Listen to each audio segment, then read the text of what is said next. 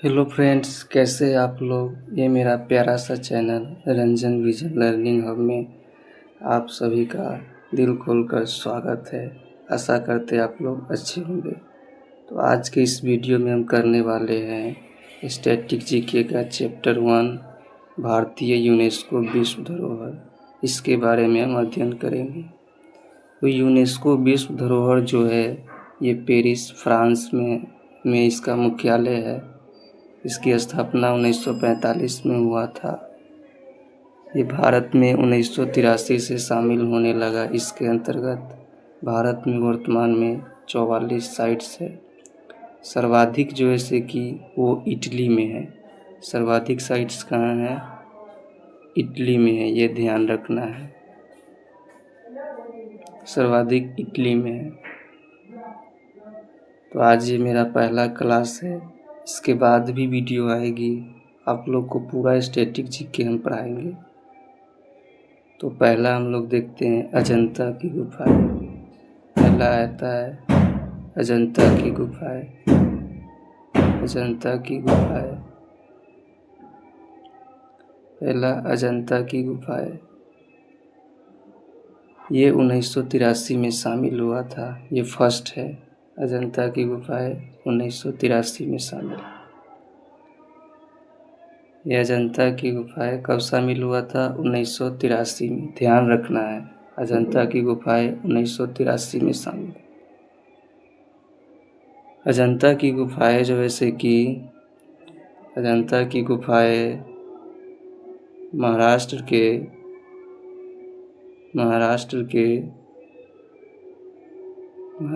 के संभाजी नगर, महाराष्ट्र के औरंगाबाद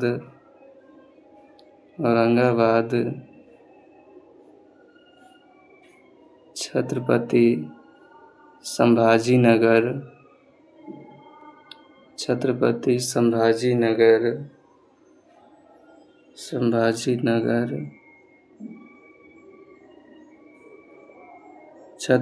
संभाजी नगर में बाघोरा नदी के पास स्थित है। कहाँ पर स्थित है? बाघोरा नदी के पास स्थित है। ये क्वेश्चन आती है, इसे ध्यान रखना है। बाघोरा नदी के पास स्थित है। बाघोरा नदी के पास स्थित है। नेक्स्ट पॉइंट हमें ये ध्यान रखनी है। नेक्स्ट पॉइंट ये ध्यान रखनी है कि इसमें जो है कि इसमें कुल 29 गुफाएं हैं। इसमें कुल 29 गुफाएं और सभी के सभी बौद्ध धर्म है। 29 गुफाएं और सभी क्या है? बौद्ध धर्म है। सभी बौद्ध धर्म है। सभी बौद्ध धर्म है। इसमें कुल कितनी? 29 गुफाएं। ये इम्पोर्टेंट बातें हैं। बाघोरा नदी के पास ये ध्यान रखनी है, क्योंकि ये पूछ सकता है, क्योंकि ये फर्स्ट था। और 29 गुफाएं सभी के सभी बौद्ध धर्म पर है।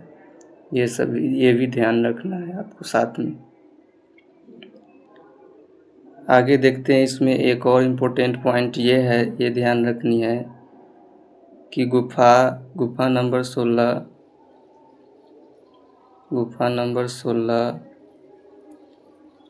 गुफा संख्या 16 जो है कि 16 में मरणासन गुफा संख्या 16 मरणासन राजकुमारी का चित्र। मरणासन राजकुमारी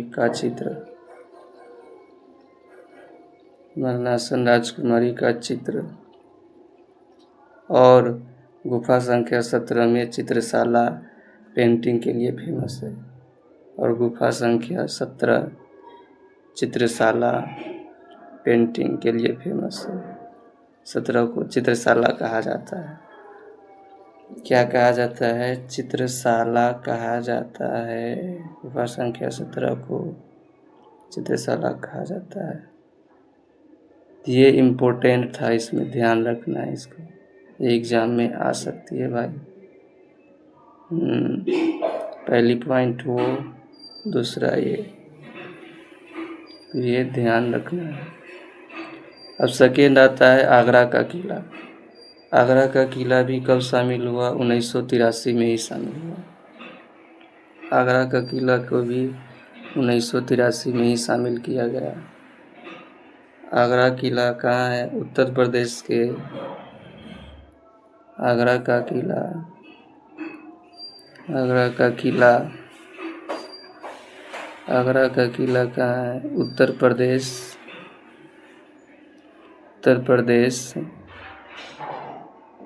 प्रदेश के आगरा शहर में स्थित है। आगरा शहर में स्थित है। आगरा शहर में स्थित है। तो आगरा का किला 1983 में, आगरा का किला उत्तर प्रदेश के आगरा शहर में स्थित है। आगरा किला का निर्माण किसने किया था? आगरा के किले का निर्माण जो है से कि वो कौन किए थे? वो ध्यान रखना है, अकबर और शाहजहां ने किए थे। अकबर और शाहजहां ने किए थे। अकबर और शाहजहां ने की थी, करवाया था। अकबर और शाहजहां ने करवाया था।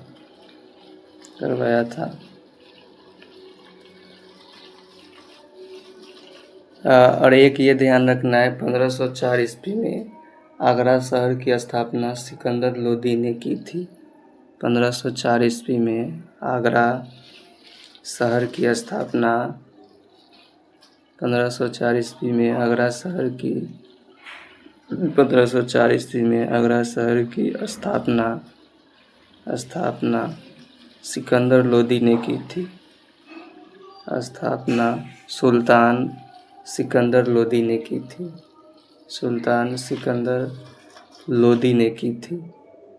तो 1504 ईस्वी में आगरा शहर की स्थापना किसने की थी? सुल्तान सिकंदर लोदी ने की थी। आगरा का किला शामिल कब हुआ? 1983 में शामिल हुआ। ये ध्यान रखना है आगरा के किले को। इसके बाद नेक्स्ट कौन सा आता है? नेक्स्ट भाई साहब आता है तीसरा नंबर पर। देखिए नेक्स्ट कौन सा आएगा? तो तीसरा नंबर पर आएगा ताजमहल। तीसरा नंबर पर कौन आते हैं? ताजमहल। तीसरा नंबर पर आता है ताजमहल।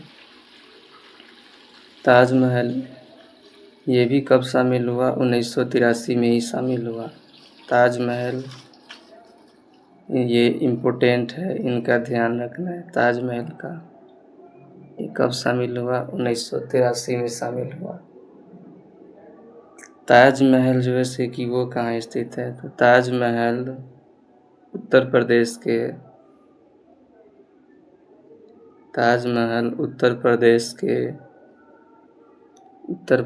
के ताजमहल जो है से कि वो उत्तर प्रदेश के आगरा शहर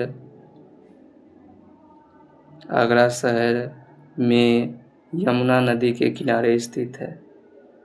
आगरा शहर में कहाँ? यमुना नदी के किनारे स्थित है।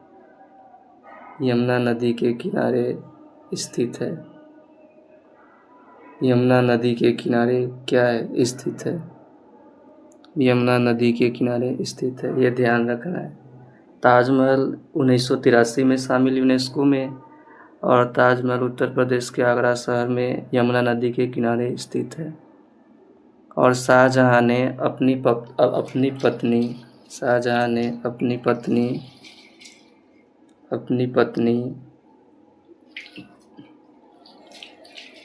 पत्नी मुमताज महल की याद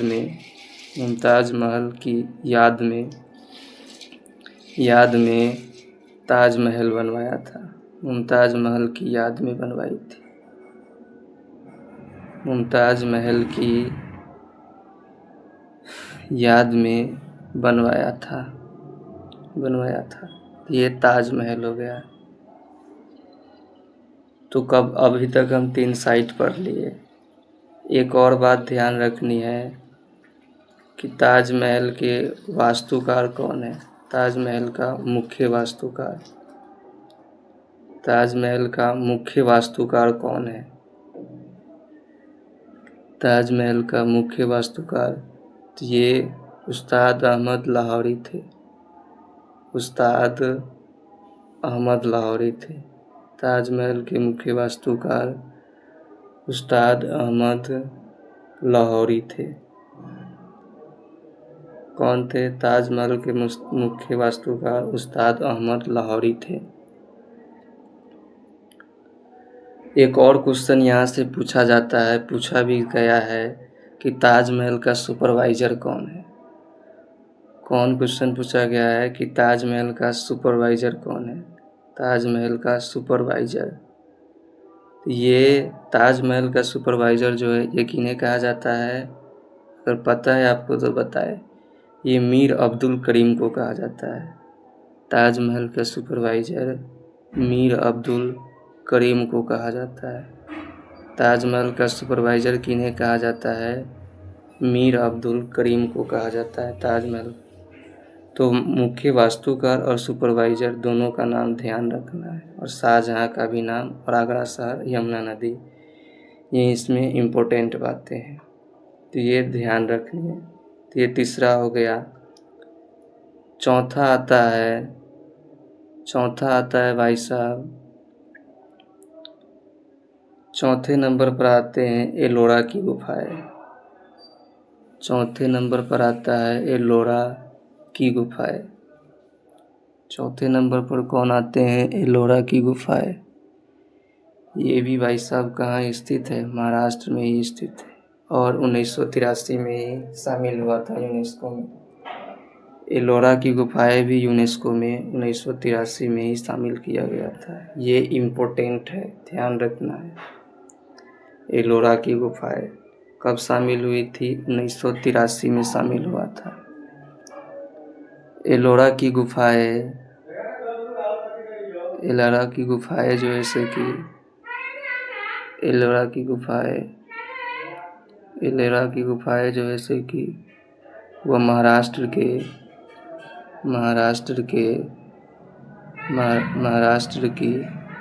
एलोरा की गुफाएं महाराष्ट्र की सह्याद्री में, महाराष्ट्र की सह्याद्री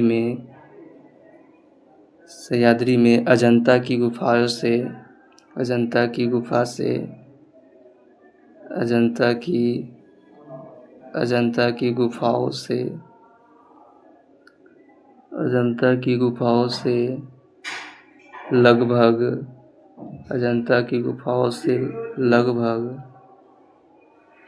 लगभग 100 किलोमीटर, अजंता की गुफाओं से लगभग 100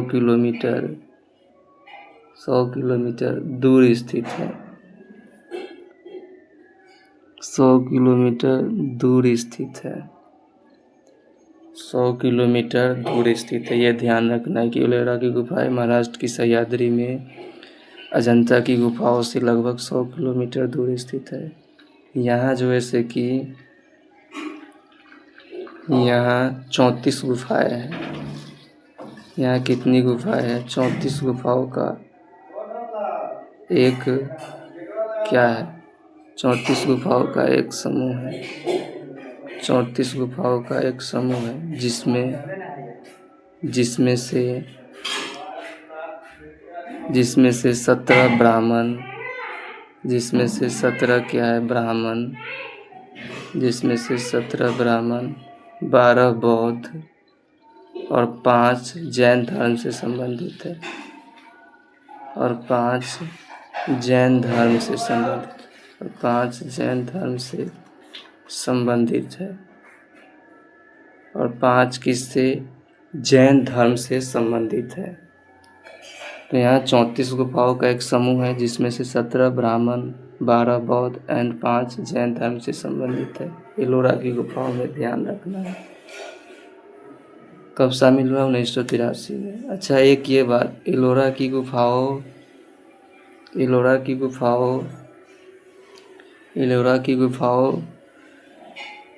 गुफाओं के मंदिरों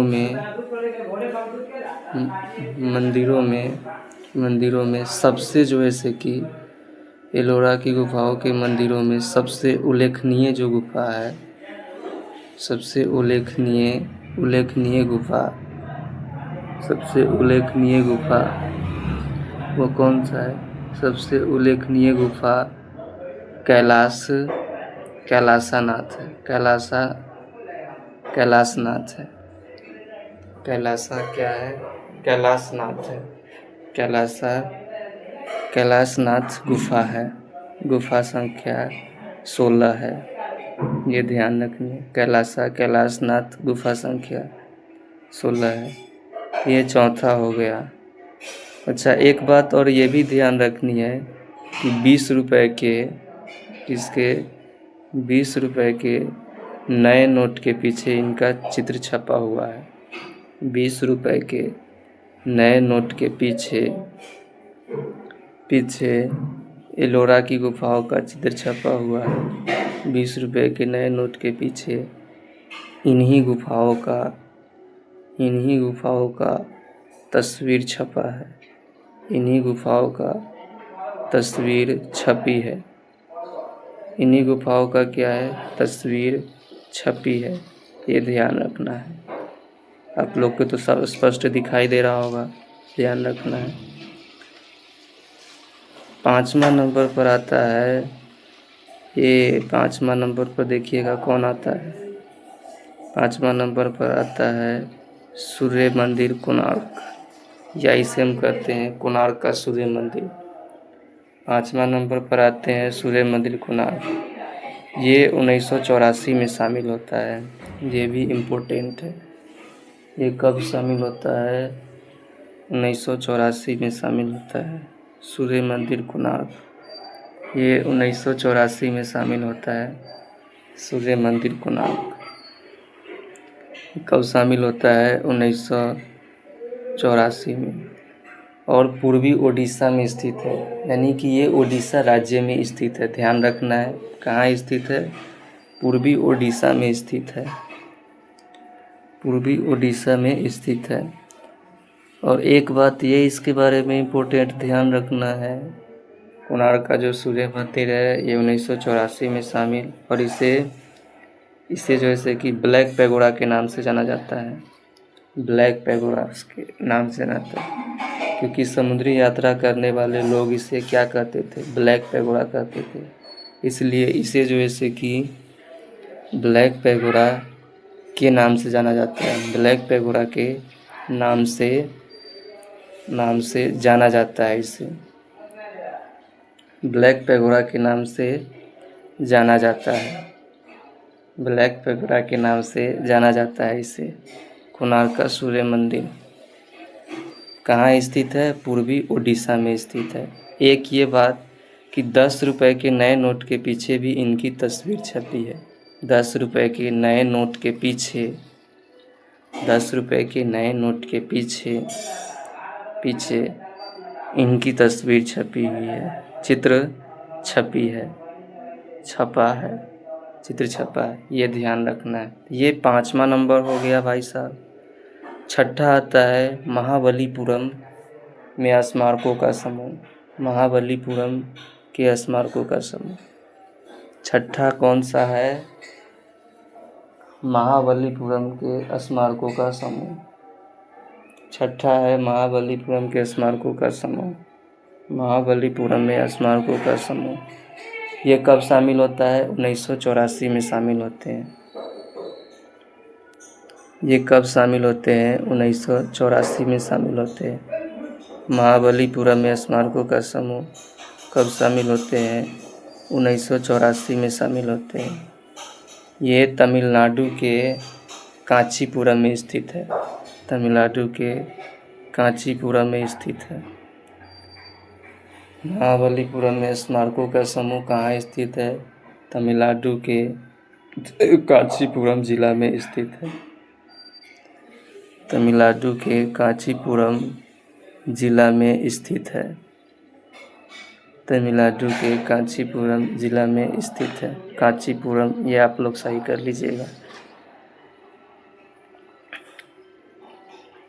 1984 में शामिल हुआ था, तो इनका ध्यान रखना है। महाबलीपुरम में स्मारकों का समूह छठा। 7वें नंबर पर आता है केवलादेव राष्ट्रीय उद्यान। केवलादेव राष्ट्रीय उद्यान, इसे जो है कि घना पक्षी बिहार के नाम से भी जाना जाता है। केवलादेव राष्ट्रीय उद्यान या घना पक्षी बिहार के नाम से भी जाना जाता है। ये कब शामिल होता है? 1985 में। केवलादेव राष्ट्रीय उद्यान 1985 में शामिल होते हैं। केवलादेव राष्ट्रीय उद्यान 1985 में शामिल होते हैं। ये राजस्थान के भरतपुर ज़िले में स्थित है। राजस्थान के भरतपुर ज़िले में स्थित है। राजस्थान के भरतपुर में स्थित है केवलादेव राष्ट्रीय उद्यान। यूनेस्को में कब शामिल? 1985 में। ये राजस्थान के भरतपुर में स्थित है। और साइबेरियन क्रेन पक्षी का आवास यहीं पर है। साइबेरियन क्रेन पक्षी का आवास, साइबेरियन क्रेन पक्षी का आवास यहीं पर है। आवास यहीं पर है। आवास यहीं पर है। साइबेरियन क्रेन पक्षी का आवास यहीं पर है। 8वां नंबर पर कौन सा है? 8वां नंबर पर है काजीरंगा राष्ट्रीय उद्यान। ये इम्पोर्टेंट है, काजीरंगा राष्ट्रीय उद्यान। ये भी कब शामिल हुआ? 1985 में ही शामिल हुआ यूनेस्को में। काजीरंगा राष्ट्रीय उद्यान, काजीरंगा राष्ट्रीय उद्यान यूनेस्को में कब शामिल हुआ? 1985 में। काजीरंगा राष्ट्रीय उद्यान ये बेसिकली क्या है? एक सींग वाले गेंडों के लिए फेमस है। ये असम स्थित में है। असम राज्य में स्थित है। कहाँ पर स्थित है तो ये ध्यान रखना है। काजीरंगा राष्ट्रीय उद्यान 1985 में शामिल और असम राज्य में स्थित है। असम राज्य में स्थित है। एक सींग वाले गेंडों के लिए फेमस है। किसके लिए फेमस है? एक सींग वाले गेंडों के लिए फेमस है। एक सींग वाले गेंडों के लिए ये फेमस है। एक सींग वाले गेंडों के लिए प्रसिद्ध है। एक सींग वाले गेंडों के लिए प्रसिद्ध है। बार बार इस तरह से बोलना पड़ेगा ताकि आपको याद हो जाए। और इसका साथ साथ हम पीवाई क्वेश्चन भी कराएंगे आप लोग को नेक्स्ट सेशन में। पूरा एकदम कंप्लीट स्टैटिक जीके पढ़ाएंगे यहाँ पर, इस चैनल पर। बहुत ही प्यारा सा चैनल है। आप लोग सब्सक्राइब जरूर कीजिएगा। अगर अच्छा लगे वीडियो तो शेयर ज़रूर कीजिएगा, लाइक कमेंट भी ज़रूर कीजिएगा। अच्छा, 9th नंबर का है मानस वन्यजीव अभयारण्य। ये भी 1985 में ही शामिल हुआ था। मानस वन्यजीव अभयारण्य 1985 में ही शामिल हुआ था। ये भी कहाँ स्थित है? असम में ही स्थित है। ये भी असम राज्य में ही स्थित है। मानस वन्यजीव अभयारण्य असम राज्य में स्थित है। असम राज्य में ही स्थित है, ये ध्यान रखना है। तो यहाँ आज की क्लास को हम यहीं पर ख़त्म करेंगे, लेकिन नेक्स्ट जो आएगा इसके पार्ट 2 हम लेकर आएंगे, उसमें इससे आगे, क्योंकि हमारे यहाँ 44 साइट्स है यूनेस्को विश्व धरोहर के, तो ये पार्ट 2 में करेंगे। इसलिए आप लोग कंटिन्यू सभी को देखिएगा, तभी आपको समझ में आएगा और एक साथ चैप्टर पूरा हो जाएंगे। आप नोट्स बना सकते हैं इसका। तो नेक्स्ट इसका पार्ट 2 में करेंगे। आप लोग कंटिन्यू स्टडी कीजिएगा।